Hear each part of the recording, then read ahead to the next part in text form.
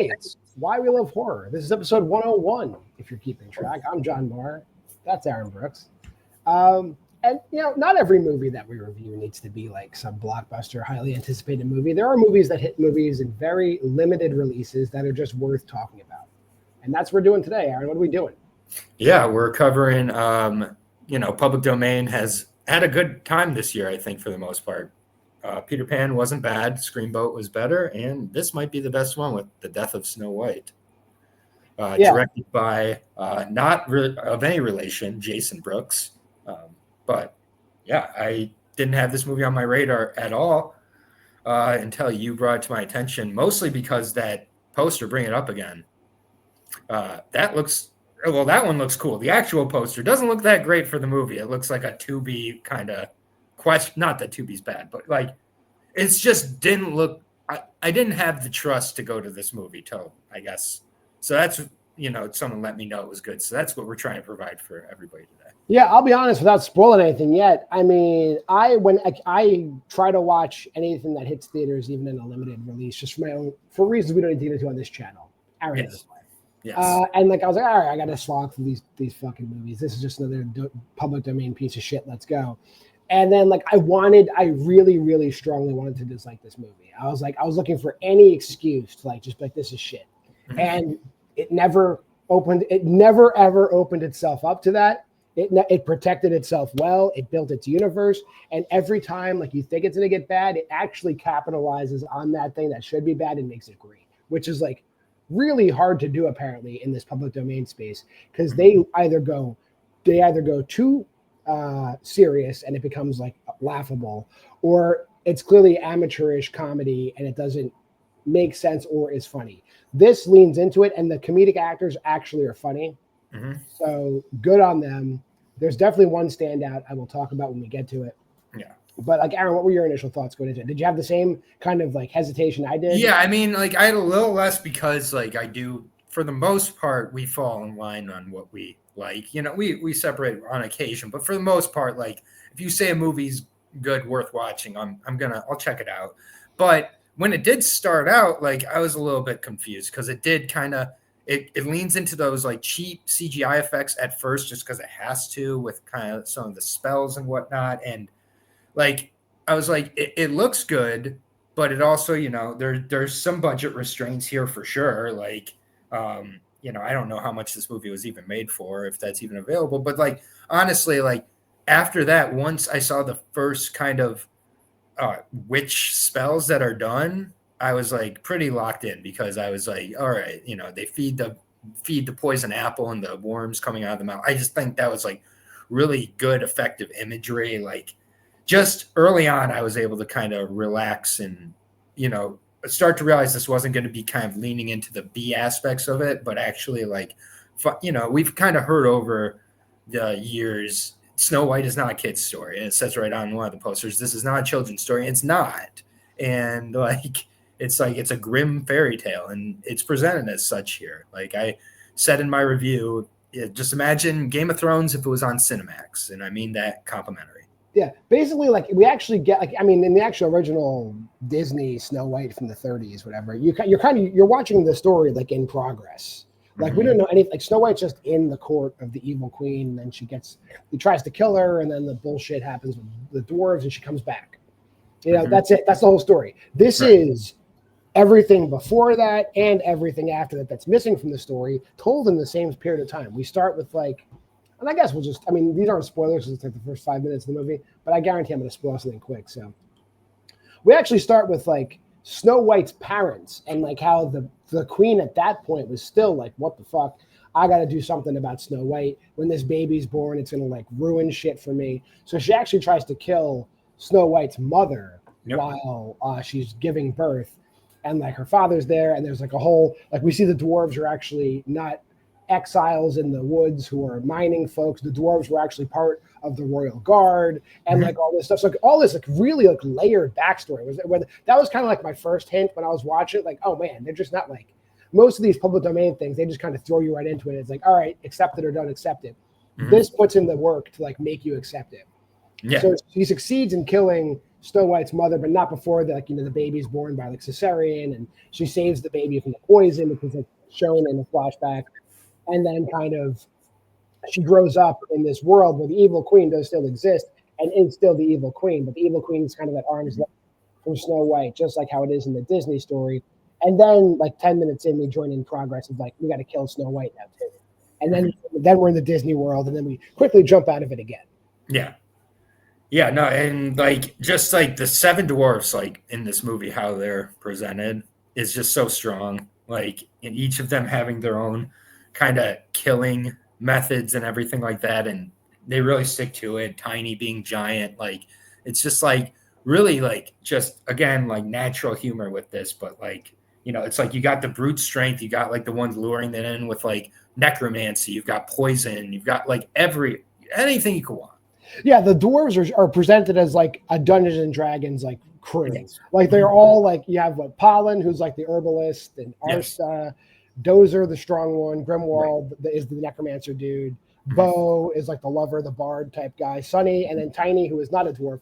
Tiny is a large human. Yes. Who hangs out with the dwarves, but who pulls a Hodor by the end, and he has a Hodor moment, which is it clearly must be a Hodor moment because it is exactly the same as the Hodor moment. Everybody thought the same thing. So like I mean this in a good way. I feel that Jared Brooks and the production team was a fan of Game of Thrones, and I don't think and Dungeons and Dragons, which are both not bad things. So like overall, the practicals I had mentioned a little bit, but the practicals in this movie are incredible. They go for it. Yeah, there's a ton of like really ambitious ones. It's like really, really great. Like, it's like tearing apart scenes, and then there's some really like interestingly angled beheadings at times. Like he gets like there's like half a shoulder and head that's like beheaded in one of them, and it looks really good. Like even when the witch is doing her spells and she grabs the head of the woman to get the blood into her, spell and everything, like that looks really great. Like the sound design is so important in this movie because limited budget, you're not going to see all the kills, but it's not annoying here because that sound design is so disgusting. Like you feel the kills even when they're not happening. There's like some cool shadowy kills too, which was effects, I think, but maybe it looks so good it might have been practical because it really like the shadows look so good. Like it really, was impressive, and it just like keeps building off itself throughout the movie. Like it really doesn't slow down or, and you get some of that grindhouse kind of combat kills too. Yeah. Like when the dwarves are fighting people, like they're killing the shit out of people. Yes. Like, and like they're not turning away from that. So if you like those kind of like hobo with a shotgun, Mad Heidi action horror shots, like you're gonna get it in this movie. They don't spare it. Yeah, no, it's just like really one of the better surprises of the year for sure. Yeah, so I was like, the story-wise, if you know the story of Snow White, I'm not going to patronize you. Yeah. All the beats are there. She goes after it. She sends the huntsman after her. Yeah. She gets her with the poison apple. There's a prince. The prince is two, I guess, for lack of a better word, his squires or his seconds. Jacob is the standout of this movie for me because he breaks the fourth wall constantly, but it doesn't feel stupid. Like there's a scene like when all the huntsmen are going after Snow White, like the prince is making a decision to like go after her too, and Jacob's just like, dude, there's other princesses. Like, we don't have to do like way less problems. But we could get. You're a prince, dude. You could have any of these princesses. Why are we going after this one? Right. And they constantly cut back to him because he's also, I guess, the scribe. Him and the other guy, and they're writing the story as it's going. Yeah, really comedic stuff that could be just like blown off or done so shitty. They nail it. And this guy, I forget what his name is. Give me a second while. The guy who plays Jacob. Yeah, Christopher Burnside. Yeah. No other acting credits. Like, put this dude in more movies. He's phenomenal. That's all I'll say. No, I agree. Yeah, and I mean, and honestly, like we haven't talked about her much, but what's her name? Sine Lotisis. I believe Lotisis. She was really I see Sine Lautsis. I see Sine Lautsis. Sorry, I'll learn how to say your name. She will be making an appearance on Aaron Unwinds at some point in 2 of her movies, because it turns out she was like part of this Vengeance fan film, which is a Friday the 13th fan film. They sound pretty interesting. She's in both. So I'll be talking about her later on Aaron Unwinds. She plays Tommy Jarvis's daughter in both of the Vengeance movies. Yes. Perfect. That's cool. Yeah. And then, so then, we have the whole thing. She eats the poison apple, whatever. There's a whole thing wherein you could suck the poison out through a kiss of love. So the prince does that. They have like a Romeo and Juliet thing. And then we go to this whole final battle with like the huntsman and the queen and her lackeys versus the dwarves and Snow White. And they it's so many twists and turns in the final battle. And then they freaking, they like blood angel the queen, like the thing from Midsommar to her. Yeah. Like, that comes out of nowhere. They call it the butterfly. The butterfly, yeah. We call it butterflying. And there's a lot of like cool stuff. Like the queen clearly is ancient, and she's like sucking the life force out of people constantly in the movie. So you see her get older and younger and older and younger. The magic mirror is just a bunch of like Medusa-like naked women in the mirror. That reminded me of Full Moon. Yeah, that's so maybe a little Full Moon Productions nod here as well, because that reminded me of Full Moon. It's like a circus troupe of naked women in the mirror, yes. But like painted green, so it's not tacky. There's little touches here and there where it's like, that's pretty cool. And I'm excited to see more of what Jason Brooks can do. If somebody gets a hold of this and realizes he's got a vision here, there's plenty of other directors who have done the same type of stuff. I'd like to see him get a budget. Give this dude a shot.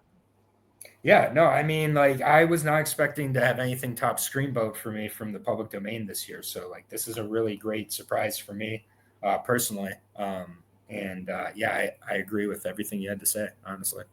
All right, let's drop this spoilers tag back here and get to some ratings. I